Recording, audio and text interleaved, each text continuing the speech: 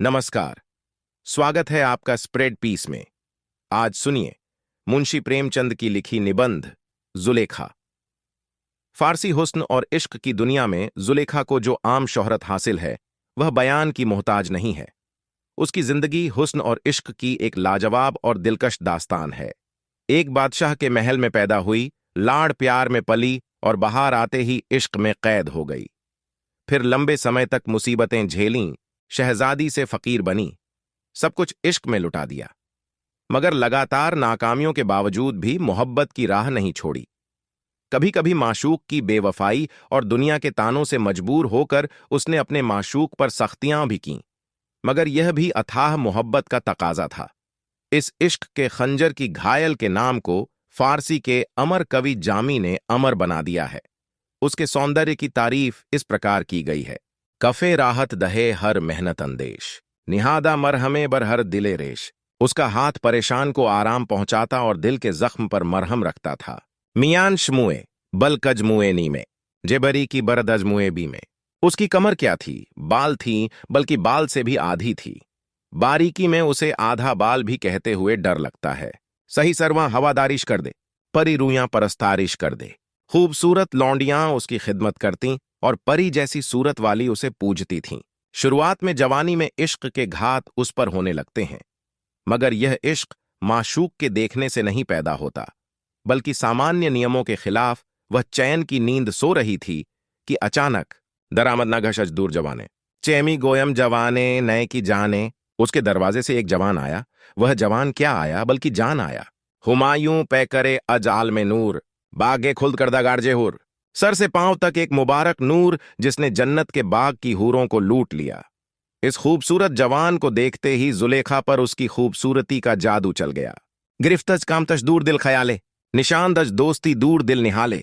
उसके सजीले बदन का ख्याल दिल में बैठ गया और उसने दिल में दोस्ती का बीज बो दिया। जे रूयश आतशी दूर सीना अफरोख्त, वजह आतश मताए सबरोदी सोख्त। उसके आग जैसे चेहरे ने दिल में आग लगा दी और उस आग से धर्म और धीरज की पूंजी जल गई। मगर जुलेखा यह जलन, यह दिल की आग सहती है, लेकिन किसी पर जाहिर नहीं करती। सखियों और सहेलियों से हंसती बोलती है, मगर दिल का भेद नहीं कहती। निहामी दाश्त राजश दूर दिले तंग, चू काने लाल लाल अंदर दिले संग। यह भेद वह अपने दिल में ऐसे छुपाए रहती थी जैसे पत्थर अपने दिल में लाल छिपाए रहता है। फरोमी खुर्द चूं गूंचा बदिल खूं, नमी दाद अज दुरूं यक शिम्मा बेरूं। वह अपने गम में दिल ही दिल में खून पीती थी, मगर दिल का हाल कली की तरह दिल ही में बंद रखती थी, जरा भी जाहिर न करती थी। नजर भर सूरते अगियार मी दाश्त, वले पैवस्था दिल बायार मी दायत।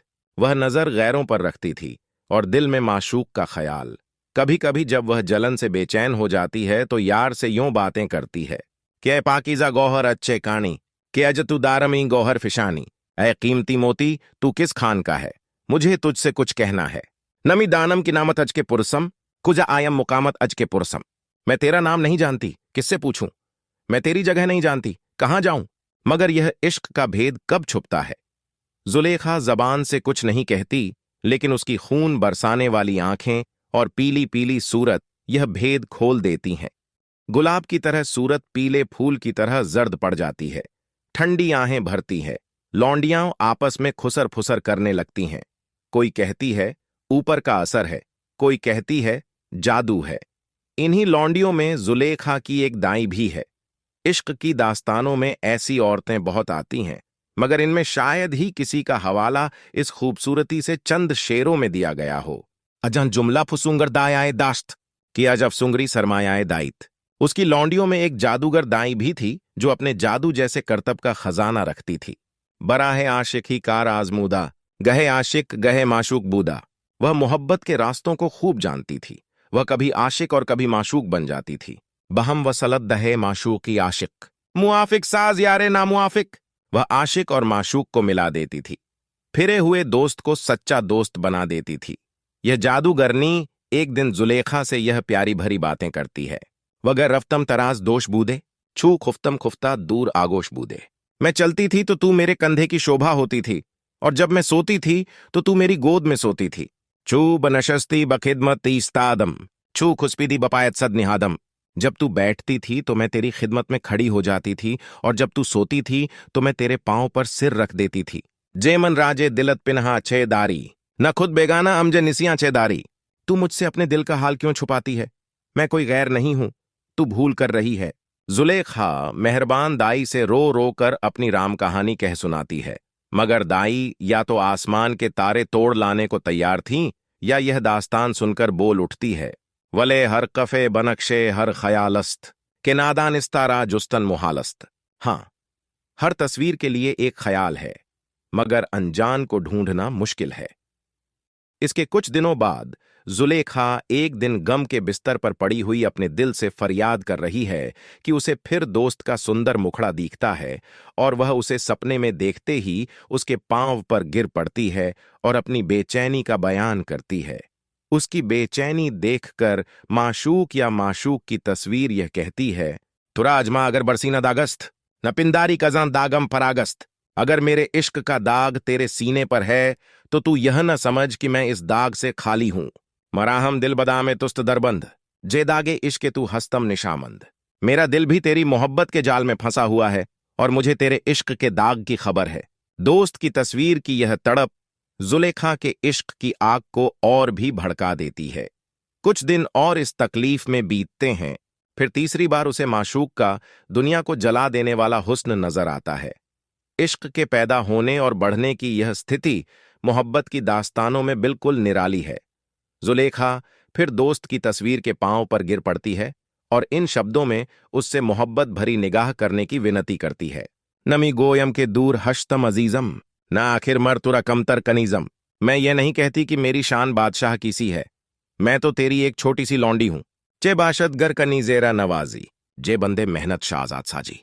क्या अच्छा हो अगर तू इस लौंडी को अपना ले और दुखों के बंधन से छुटकारा दे। मगर दूसरी बार की तरह इस ख्याली माशूक ने अब की बार उसकी तसल्ली नहीं की और न अपना दुख जाहिर किया, बस इतना कहा, अजीज मिस्रम ऑफ मिस्रम मुकामस्त, मैं मिस्र का वजीर हूं और मिस्र मेरा मुकाम है। इतना कहकर वह गायब हो गया। शायर ने यहां ठोकर खाई है। जब इश्क की सूरत बिल्कुल खुदा की तरफ से दिल पर जाहिर हुई है तो चाहिए था कि दोस्त की तस्वीर का यह पता सही होता, मगर वाकयात इसके खिलाफ हैं, क्योंकि हजरत यूसुफ मिस्र के वजीर नहीं थे। फिर भी जुलेखा को बहुत तसल्ली हो गई। जब माशूक का पता मिल गया तो उसे ढूंढ निकालना क्या मुश्किल था। थोड़ी देर के लिए उसका पागलपन दूर हो गया। इधर जुलेखा दोस्त की जुदाई में परेशान थी, उधर उसके रूप का सारी दुनिया में चर्चा फैला हुआ था। सराने मुल्करा सौदाए ऊबूद, बबद में खुसरवा गौगाए ऊबूद। देश के सरदारों के दिल में उसकी चाह थी और बादशाहों की सभा में उसका चर्चा था। बहर वक्त आमदे अज शहर यारे, बउम्मीदे विसालश खास्तगारे। हर वक्त शहर का बादशाह आता और उससे मिलने की इच्छा करता। जंग, रूम और शाम के बादशाहों ने अपने अपने राजदूत जुलेखा के पिता शाह तीमूस के पास भेजे, मगर मिस्र के अजीज की तरफ से कोई पैगाम न आया। शाह तीमूस ने जुलेखा को अपने सामने बुलाया और प्यार से अपने पास बिठाकर सब बादशाहों के पैगामों का जिक्र किया, मगर जब मिस्र के अजीज का जिक्र न आया तो वह निराश होकर बेद की टहनी की तरह कांपती हुई अपने एकांत में आ बैठी और रो रो कर कहने लगी, मरा ए काश के मादर नमीजाद, वगर मीजाद का शीरम नमीदाद। क्या अच्छा होता कि मुझे मेरी मां न जनती, और अगर जनती तो कोई मुझे दूध न देता। कयम मन अज वजूदे मन चे खेजद, वजी बूदे न बूदे मन चे खेजद। मैं वह हूं कि मेरी जिंदगी से क्या हो सकता है, इस जिंदगी के होने से न होती तो क्या नुकसान होता। मजबूर होकर शाह तीमूस ने अजीज मिस्र को अपनी तरफ से पैगाम भेजा। अजीज मिस्र खुशी के मारे फूला न समाया। परिणाम स्वरूप जुलेखा बड़ी शान के साथ मिस्र की तरफ रवाना हुई। हजरत जामी ने इस जुलूस का जिक्र बहुत फैलाकर और बड़ी आन-बान से किया, जिसका जिक्र इस फाके मस्ती और बर्बादी के जमाने में बेखबर है। जुलेखा खुश रखुश चली जा रही थी कि अब कामनाओं के पूरे होने के दिन आए। शबे गमरा सहर खाहद दमीदन, गमे हिजरा बसर खाहद रसीदन। गम की रात का सबेरा हो जाएगा, बिरह का दुख खत्म हो जाएगा। मगर उसे क्या खबर थी कि जादूगर आसमान उसे हसीन स्वप्न दिखा रहा है। अजीज मिस्र राजधानी से उसके स्वागत के लिए आया हुआ था। जुलेखा ने तंबू के झरोखे से उसे देखा, मगर ज्यों ही जुलेखा कर दजां खीमा निगाहें बरावुर दज दिले गमदीदा आहे। जुलेखा ने तंबू से एक निगाह डाली और गम भरे दिल से एक आह भर कर रह गई। के बावेला अजब कारे मुफ्ताद, बसर तापाए दीवारे मुफ्ताद। दुहाई है कि मेरा बनाया हुआ काम बिगड़ गया और मेरे सर से पांव तक दीवार गिर पड़ी। न आनस्त आंखें अकद लहोश मन बुर्द, इना ने दिल बबे होशेम बसपुर्द। यह वह नहीं है जिसने मेरी अकदल और होश को लूटा और मेरे दिल की लगाम पागलपन को सौंप दी। दरेगा बख्ते सुस्तम सुस्ती आवुर्द, तुलुए अख्तरम बदबख्ती आवुर्द। अफसोस है कि मेरी फूटी किस्मत और भी फूट गई और मेरे नसीबे के सितारे बदनसीबी ले आए। मनम बादाबां कश्ती शिकस्ता, बरहना बरसरे लौहे नशस्ता। मैं कश्ती की फटी हुई पाल हूं और कश्ती के बदले एक लकड़ी के तख्ते पर हर तरफ से खुली हुई बैठी हूं। रुबायत हर्जमा आज जाए मौजम, बरू गहदूर हजीजे गहे दूर औजम। मुझे दरिया की लहरें एक जगह से दूसरी जगह ले जाती हैं। कभी मैं दरिया की गहराई में चली जाती हूं और कभी ऊपर आ जाती हूं। जिनागह जोर में आयत पिदीदार, शवम खुर्रम कजू आसाम बुवदकार। कभी जोर की लहर आती है और मुझे दरिया की सतह पर फेंक देती है तो मैं खुश हो जाती हूं कि अब मेरी मुश्किल आसान हो जाएगी। छू नजदीके मन आयत बेदिरंगे, बुवद बहरे हलाकत मन निरंगे। फिर वह लहर मेरे पास आती है और मुझे मार डालने वाला घड़ियाल बन जाती है। इसी तरह पेचोताब खाकर उसने बहुत देर तक नाकामी के आंसू बहाए और खुदा के दरबार में दुआ की कि मेरी इज्जत और आबरू का रखवाला तू है। खुदा के दरबार में उसकी दुआ मंजूर हुई और आवाज आई कि ऐ बेचारा रुए खाक बरदार, कज़ा मुश्किल तुरा आसान शवदकार। ऐ मजबूर, जमीन पर से सर उठा, तेरी मुश्किल आसान हो जाएगी। अजीजे मिस्र मकसूद दिल्लत नीस्त, वले मकसूद बेउहासिलत नीस्त। तेरे दिल का लक्ष्य अजीजे मिस्र नहीं है, मगर उसके बिना वह पूरा भी नहीं होगा। अजू ख्वाही जमाले दोस्त दीदन, वजू ख्वाही बमकसूदत रसीदन। तू उसी के माध्यम से दोस्त का रूप देखेगी और उसी के माध्यम से अपने उद्देश्य को पहुंचेगी। मुबादा अज सोहबते ऊहेच बीमत, कजुमांद सलामत कुफले सीमत। तू उसकी संगत से न डर, क्योंकि तू उसके साथ रहकर भी कुंवारी रहेगी। इस आवाज ने दिल को ताकत पहुंचाई। अब वह अजीजे मिस्र की बेगम थी और अजीज वहां के सरदारों का रईस था। रुपया पैसा, शान शौकत और लौंडी गुलामों की कमी न थी। रंगरेलियों की सभाएं गर्म रहती थीं, मगर यह सब चीजें जुलेखा के दिल को दुख पहुंचाती थीं। अक्सर रातों को सब सो जाते तो वह जालिम आसमान से शिकायत के दफ्तर खोल देती। चे दानिस्तम बवक्ते चारा साजी, जे खानुमा मरा आवारा साजी। मुझे क्या खबर थी कि मेरे इलाज के समय तू मुझे घर से बेघर करके आवारा कर देगा। मरा बस बूद दागे बेनसीबी, फूंजूं कर दी बरा दर्दे गरीबी। मुझे बेनसीबी का दाग था, जो कुछ कम न था, लेकिन तूने परदेश का दुख भी दिखाया। उसके सिर पर जड़ाऊ ताज शोभा देता था, उसके निवास पर स्वर्ग निछावर था और उसका तख्त भी जड़ाऊ था। मगर जब दिल पर गम का बोझ हो तो ऊपरी दिखावा सुखकारी नहीं होता। इस तरह जुलेखा ने अजीजे मिस्र के साथ एक मुद्दत तक जीवन बिताया। शायद उसका भेद अजीजे मिस्र पर भी खुल गया था, मगर जुलेखा उसे छिपाने की कोशिश करती रही। लब्शवा खल्क दरगुफ्तार मीबूद, भले जानी दिलशवा यार मीबूद। वह लोगों से बातें करती थी, लेकिन उसकी जान और दिल अपने माशूक में ही रहते थे। वह जाहिर में लोगों के साथ बैठती थी, लेकिन दिल दोस्त में रहता था। इस तरह जब दिन समाप्त होता और रात की काली बला आ जाती तो वह एकांत में दोस्त के ख्याल को सबेरे तक सामने रखती और उसके सामने अदब से बैठकर अपना गम बयान करती। न जाने कितने वर्षों तक वह इस दिल की आग में जलती रही। अंततः उसकी मोहब्बत में सच्चाई देखकर खुदा को उस पर तरस आया। रंग बदलने वाला जमाना उसके लिए अनुकूल हो गया। हजरत यूसुफ को उनके दुश्मन भाइयों ने डाह के मारे कुएं में डाल दिया। यही यूसुफ थे जिनके रूप का दर्शन जुलेखा ने सपने में किया था। संयोग की बात, कुछ सौदागरों ने यूसुफ को कुएं से जिंदा निकाल लिया और उन्हें गुलाम बनाकर बेचने के लिए मिस्र के बाजार में ले आए। जब यहां पहुंचे तो उनके हुस्न का चर्चा कस्तूरी की खुशबू की तरह फैल गया। जो देखता हैरान रह जाता। धीरे धीरे मिस्र के बादशाह के कानों तक यह खबर पहुंची। उसने अजीज मिस्र को हुक्म दिया कि जाकर गुलाम को देखो। अजीज ने उसे देखा तो अचंभे से उंगलियां चबाने लगा और जाकर बादशाह से गुलाम की बहुत तारीफ की। इन दिनों जुलेखा को और दिनों से ज्यादा बेचैनी थी। जब से हजरत यूसुफ कुएं में गिरे थे, जुलेखा को उनसे दिली लगाव होने की वजह से किसी भी सूरत चैन नहीं था। एक दिन वह दिल बहलाने के लिए शहर के पास एक जंगल में गई और आराम की बहुत सी चीजें ले गई, मगर वहां भी उसका मन न लगा।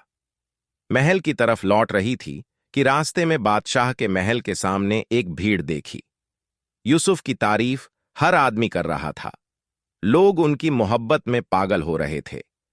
जुलेखा ने भी अपना हाथी रोका और ज्यों ही यूसुफ पर उसकी निगाह पड़ी, उसकी आंखों से एक पर्दा हट गया और बेखुदी में दिल से एक ठंडी आह निकल आई और वह बेहोश हो गई। लौंडियों ने यह हालत देखी तो उसे जल्दी से एकांत में ले आईं। जुलेखा जब होश में आई तो दाई ने उसके पागलपन का कारण पूछा। जुलेखा बोली, ऐ मेरी प्यारी मां, मैं तुझसे क्या कहूं, क्योंकि इसमें हर तरह से मेरी ही परेशानी है। तूने उस भीड़ में जिस गुलाम को देखा और मिस्र वालों से जिसकी तारीफ सुनी, मैं जिसे चाहती हूं यह वही है और जिस पर जान निछावर करती हूं यही है। मेरे बदन में बेकरारी और दिल में तड़प उसी से है और मेरी आंखें उसी के गम में खून रोती हैं। मुझे घर से बेघर उसी ने किया और इस बेबसी में उसी ने डाला। दाई ने जुलेखा की तसल्ली की।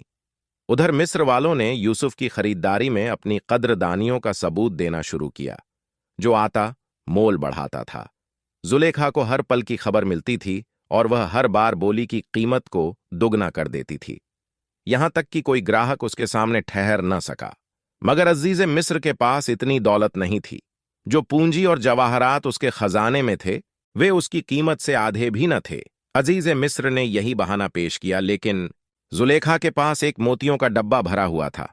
वह मोतियों का डब्बा क्या था, बल्कि सितारों की एक बुर्ज थी। हर मोती की कीमत मिस्र के खिराज के बराबर थी, बल्कि उससे भी ज्यादा। अजीज मिस्र ने जब देखा कि यह बहाना नहीं चला तो कहने लगा कि मिस्र के बादशाह इस गुलाम को अपने गुलामों का सरदार बनाना चाहते हैं। अगर मैं इसे मोल लूंगा तो वह नाराज होंगे। जुलेखा ने जवाब दिया, बादशाह की खिदमत में जाओ और यह अर्ज करो कि मैं इस गुलाम को इसलिए चाहती हूं कि मेरे औलाद नहीं है। इसे औलाद समझकर अपने पास रखूंगी। मेरी इज्जत इसी में है कि इस लड़के को अपनी गुलामी में रखूं। यह मेरे बुर्ज का चमकदार सितारा होगा। मेरा बेटा बादशाह का गुलाम होगा। आखिरकार अजीज ने मजबूर होकर जुलेखा को खरीदारी की इजाजत दे दी, लेकिन यह समझ में नहीं आता कि जुलेखा ने यूसुफ को अपना बेटा बनाने की हिम्मत कैसे की। जुलेखा ने जो रूप सपने में देखा था वह बच्चे यूसुफ का नहीं, बल्कि जवान यूसुफ का था। हां, यह हो सकता है कि यूसुफ पर नबी होने की वजह से उम्र का असर न हुआ हो। जुलेखा अपना मतलब पाकर खुश हुई और कुछ दिनों तक आराम से बीती। कहती है, जब मैं गम के पानी में मछली की तरह थी और जलती हुई मिट्टी पर जलती हुई मछली, तेरी मेहरबानी की बात आई और मुझे खुशी के दरिया में ले गई। जो था गुमराही की रात में गुम रहा, अब यहां गुमराह हूं, क्योंकि मैं रात के अंधेरे में भटक रही थी और गुमराही तक मेरी जान पहुंच गई थी। क्षितिज से एक चमकता हुआ चांद निकला और उसने मुझे रास्ता दिखा दिया। जुलेखा को अब यूसुफ की दिलजोई और खातिरदारी के सिवा दूसरा कोई काम न था। कभी उसके सिर पर जड़ाऊ मुकुट रखती और उसे पकड़कर उसका सिर चूम लेती, कभी उसके कपड़े उतारती और उसे नंगा देखती, कभी उसकी कमर बांधती तो अपनी जुबान से यह इच्छा प्रकट करती कि अगर मेरा हाथ तेरी कमर में होता तो कितना अच्छा होता, और अगर मैं एकांत में तुझसे मिलती तो कितना अच्छा होता। बार बार उसके बालों में कंघी कर करके अपने पागल दिल को तसल्ली देती, उसका गम खाती, ख्याल रखती और उसकी सेवा स्त्री की तरह करती। मगर चूंकि यूसुफ पैगंबर के लिए गडरिया होना जरूरी था, इस आराम में उनका जीना लगा। जुलेखा ने उनके दिल का झुकाव देखा तो उनकी दिलजोई के ख्याल से उनके लिए गडरिये के काम का सामान कर दिया। रेशम की रस्सियां बनवाईं, जड़ाऊ लकड़ी तैयार कराई और हजरत यूसुफ चरवाही करने लगे। मगर इश्क का जादू निराला है। इश्क में दिल की मुराद पाना और साफ जिंदगी गुजारना मुश्किल है। जुलेखा यूसुफ को बिना देखे बेचैन रहती और नींद में भी उसी का ध्यान रहता। वह सिवाय यूसुफ को देखने के और कोई इच्छा नहीं रखती थी। जब उसे देखती तो अपनी आत्मा में एक तरह की खुशी और बुलंदी पाती। उसके होंठ चूमने और सर गोद में रखने से आराम महसूस करती। अगर कभी बाग देखने आती तो लाल फूल की तरह अपने दिल पर माशूक का दाग पाती। फूलों को देखकर मस्त हो जाती और फूल चुनने लगती। जब तक जुलेखा ने यूसुफ को न देखा था, सिर्फ देखने की इच्छा थी। अब मिलने का शौक पैदा हुआ, मगर जुलेखा यूसुफ को एक नज़र देखने के शौक में दिल ही दिल में जलती थी और यूसुफ ने जुलेखा को न देखने के ख्याल से आंखें सी ली थीं। जुलेखा जब यूसुफ को देखती, बुरे ख्याल से देखती और उसकी उन पर जो नज़र पड़ती बुरी होती। लेकिन यूसुफ की लापरवाही ने जुलेखा को गम के भंवर में डाल दिया। फिर उसकी तबीयत में पागलपन पैदा हो गया। कंघी छोटी से घिन्न हो गई। मेहरबान दाई ने बड़े प्यार से इस हार्दिक दुख का कारण पूछा। जुलेखा ने अपनी कहानी निराशा के साथ शुरू की और उसे यूसुफ के पास मिलने का संदेशा देकर भेजा। मगर यूसुफ का कदम सच्चाई के रास्ते से न डिगा और उन्होंने जवाब दिया, जुलेखा ने मुझे रुपया देकर मोल लिया है और मुझ पर बड़ी बड़ी मेहरबानियां की हैं। मुझे उसने बड़ी मेहरबानी से पाला पोसा और बनाया संवारा है। अगर मैं सारी उम्र उसकी मेहरबानियों का हिसाब करूं तो भी उसका हक अदा नहीं कर सकता। मुझे अजीज़े मिस्र के बेटे का नाम दिया और अपने घर की निगरानी मुझे सौंपी। मैं उसका खिलाया पिलाया और पाला पोसा हूं। उसके घर में डाका कैसे डाल सकता हूं?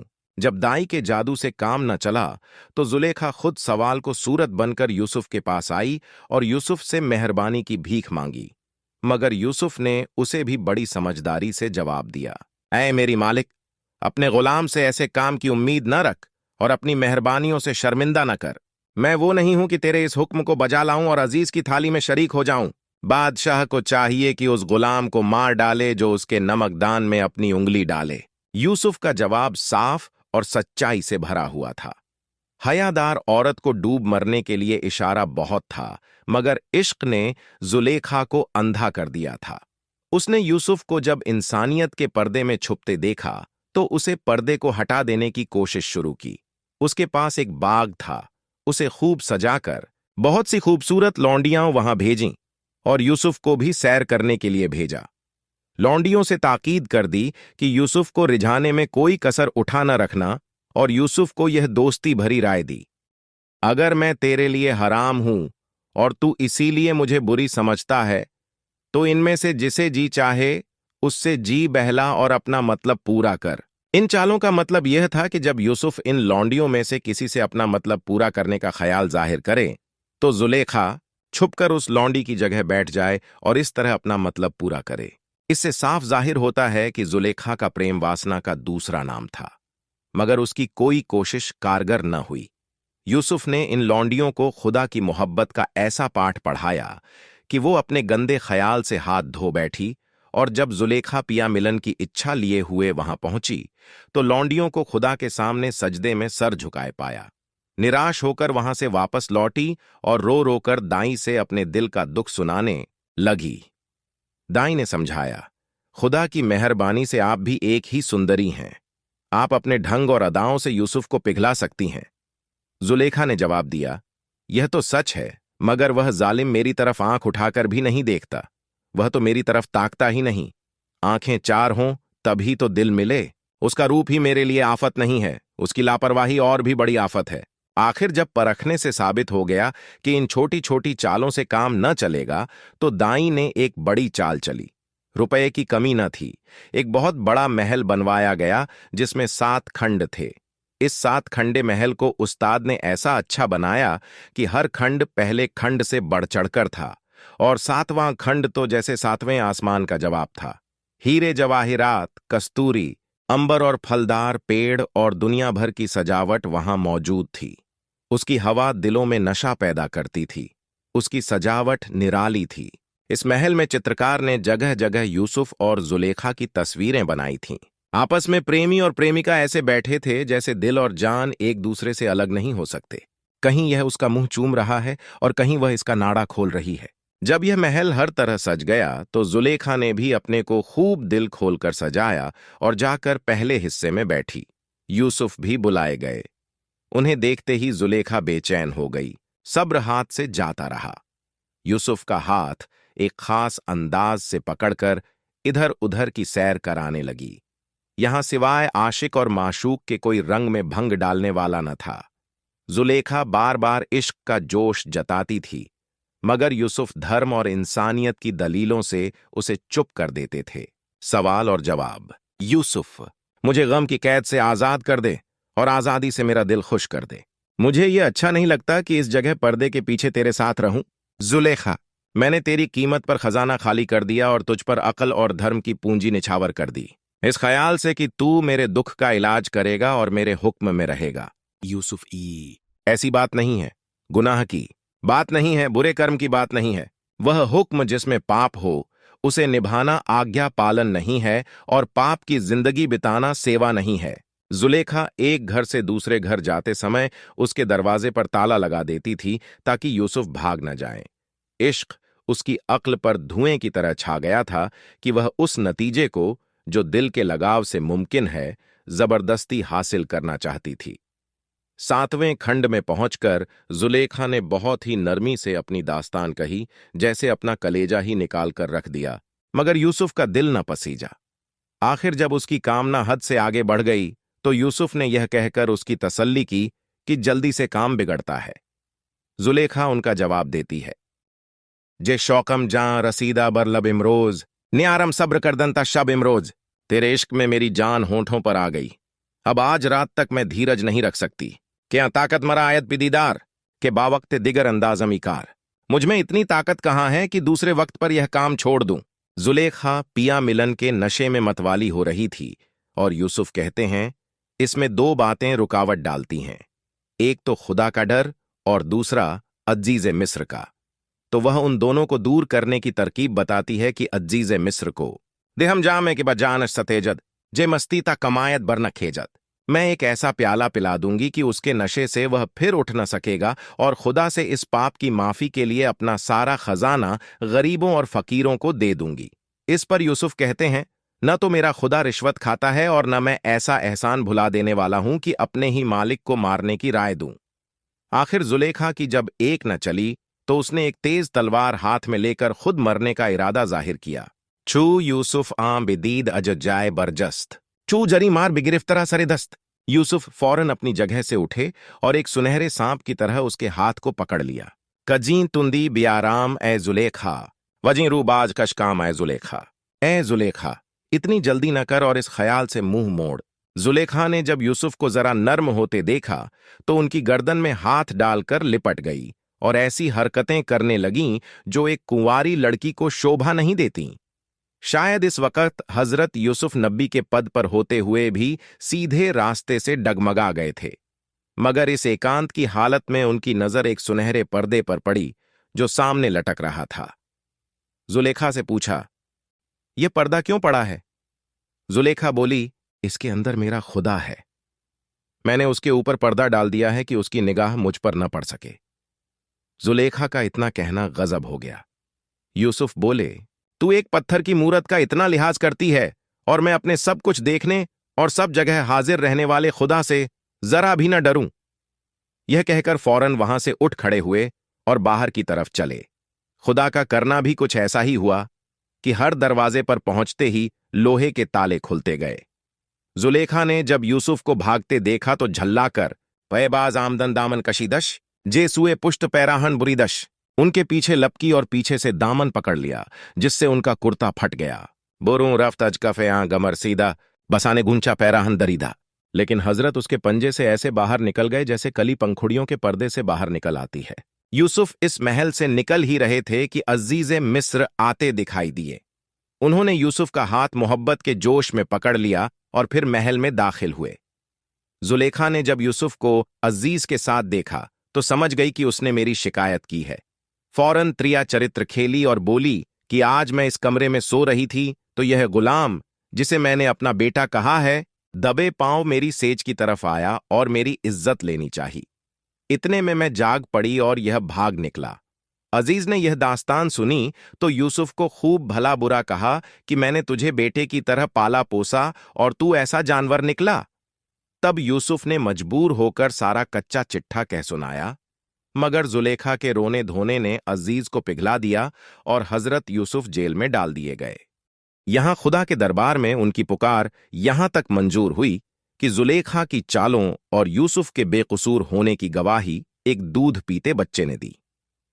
अजीज मिस्र को अब शक की कोई गुंजाइश बाकी न रही। उसने यूसुफ को छोड़ दिया और जुलेखा को सजा दी।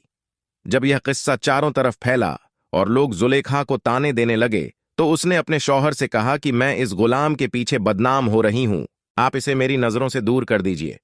अजीज ने यूसुफ को फिर कैद किया, मगर चे मुश्किल जां बतरबर आशिके जार कि बेदिलदार बीनत जाए दिलदार। उस आशिक की बुरी हालत का क्या ठिकाना है जो अपने माशूक की जगह खाली देखे। छू खाली दीद अज गुल गुलशने खेश, छू गूंचा खाकजद पैराहने खेश। जब उसने अपने बाग में अपना फूल न देखा तो कली की तरह अपनी पंखुड़ियाओं मिट्टी पर गिरा दीं। जब विरह का दुख न सह सकी तो छिपकर अपनी दाई के साथ जेल में जाती और यूसुफ को देख आती। इधर यूसुफ जेल खाने में सपनों का मतलब बताने में मशहूर हो गए। सपना सुनते ही उसका मतलब बता देते। उन्हीं दिनों मिस्र के बादशाह ने सपना देखा कि मेरे मकान में पहले 7 मोटी मोटी गायें आईं, उनके बाद 7 दुबली पतली गायें आईं और इन मोटी मोटी गायों को सूखे गेहूं की तरह खा गईं। इस सपने का कोई मतलब न बता सकता था। यूसुफ के सपने का हाल बताने का जिक्र बादशाह तक पहुंच गया था। बादशाह ने उन्हें दरबार में बुलाया और यूसुफ ने सपने का मतलब बताया कि पहले मिस्र में 7 बरस तक खूब गल्ला पैदा होगा, लोग आराम से रहेंगे। उसके बाद अकाल और महंगाई के बरस आएंगे और उस जमाने में प्रजा को बड़े कष्ट का सामना होगा। बादशाह इस मतलब से बहुत खुश हुआ और उसी वक्त से यूसुफ उसकी नजर में चढ़ गए। इज्जत और पद बढ़ने लगा, मगर ज्यों-ज्यों उनका पद बढ़ता गया, अजीज़े मिस्र का पद घटता गया, यहां तक कि इसी दुख में वह मर गया। अजीज़े मिस्र के मरते ही जुलेखा के भी बुरे दिन आए। आखिर ये हालत हो गई कि यूसुफ के रास्ते पर एक छोटी सी मड़ैया बनाकर बहसरत बर सरे राह नशस्ते, खरोशां पर गुजरगाहश नशस्ते, उसके रास्ते में बैठ जाती और पागलों की तरह रोती धोती और चीखती पुकारती रहती थी। लड़के आते, उसे छेड़ते। इश्क ने पागलपन की जगह ले ली थी। कैसी दुख भरी तस्वीर है।